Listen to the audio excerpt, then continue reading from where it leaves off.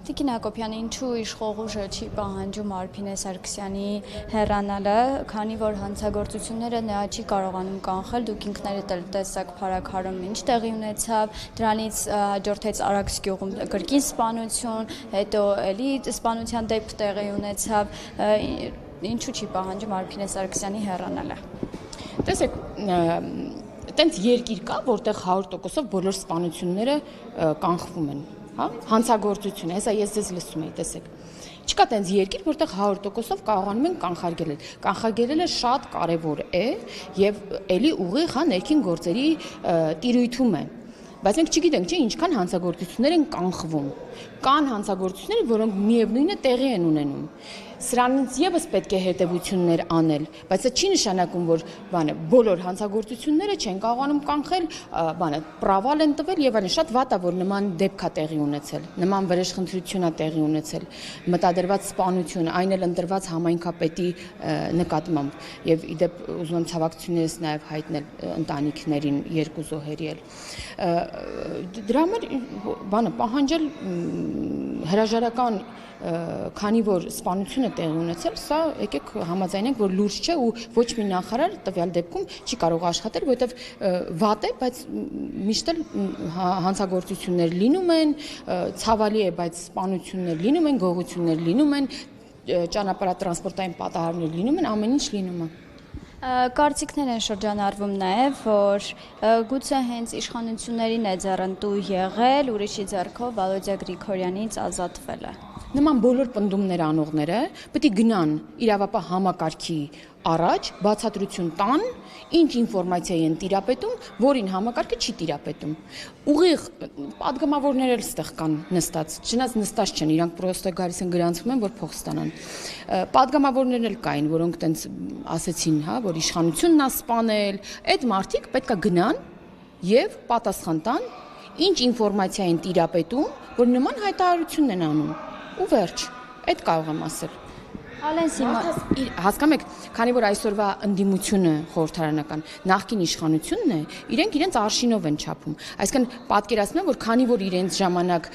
մարդասպանությունները բավականին շատ են եղել, ել չեմ ասում, որ նաև շատ բաներ պաշտոնյաներ, հա, անգամ գրքեր են զոնել, հա, օրինակ Քոչարյանի արյունոտ տասնամյակը եւ այլն, հա, քաղաքական սպանություններ, անունը տալու համար զուգարանում սպանել եւ այլն, մտածում եմ, որ այս իշխանություններն են նման կերպ։ Այդպես բան կա Հայաստանում այսօր մոտավորապես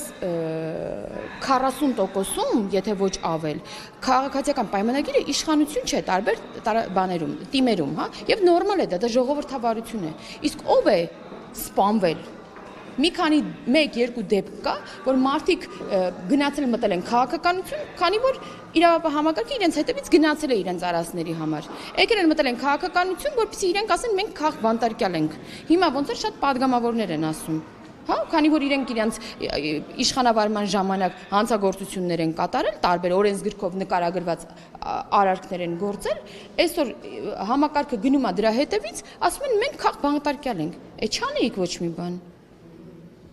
Ալեն Սիմոնյանի հետ ձեր մտերմության շնորհիվ կարողացել եք բարելավել ձեր դիրքերը կուսակցությունում նախկինում, համեստ էիք, հիմա խոսում եք անգամ կուսակցություն փակելու մասին, ինչպես որ օրինակ հայ հեղափոխական դաշնակցության մասին է գնում խոսքը։ Պարոն Սիմոնյանի հետ իմ մտերմությունը ես երբևէ չեմ թաքցրել, ես եղել եմ պարոն Սիմոնյանի օգնականը, երբ նա ազգային ժողովի փոխնախագահ էր, եւ դա իմ կենսագրությունն է, որով ես հպարտանում եմ։ Ինչ վերաբերում է կուսակցությանը, ես ինքս կուսակցությունում նաեւ իմ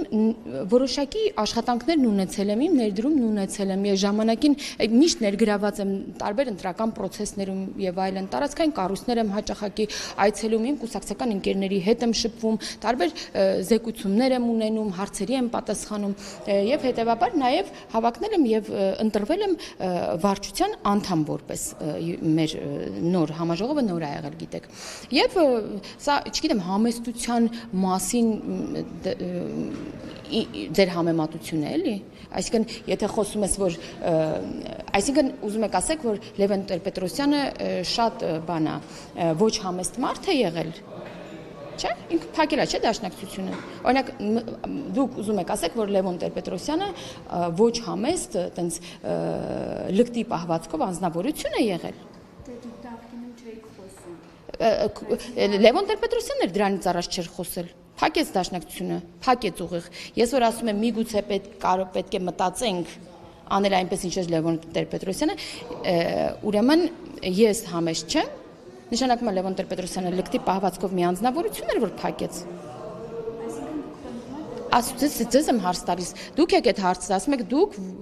ժամանակին համեստ եք, հիմա սենց բան եք ասում, հիմա համեստ չեմ, ասում Լևոն Տեր-Պետրոսյանը լկտի պահվածքով անձնավորություն է, որ փակել է դաշնակցությունը, ինչ եք կարծում, դուք եք այդ հարցը տվել, դրա համար ձեզ եմ ասում։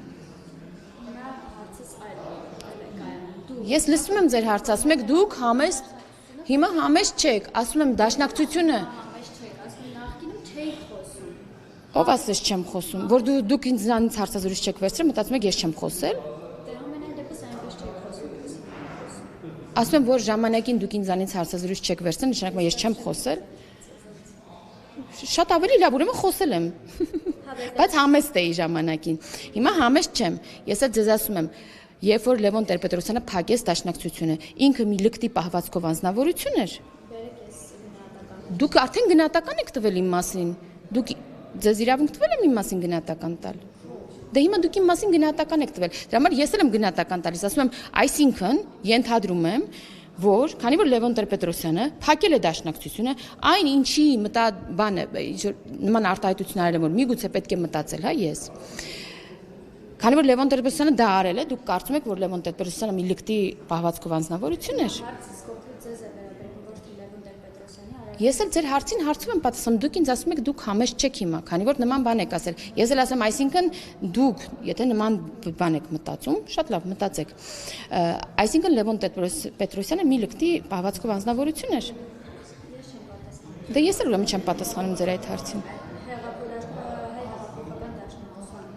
Ասում չեմ պատասխանում ձեր այդ հարցին, երբ որ դուք կպատասխանեք, ես էլ կպատասխանեմ։ Ձեր գնահատականին, երբ որ կպատասխանեք, ես էլ կպատասխանեմ։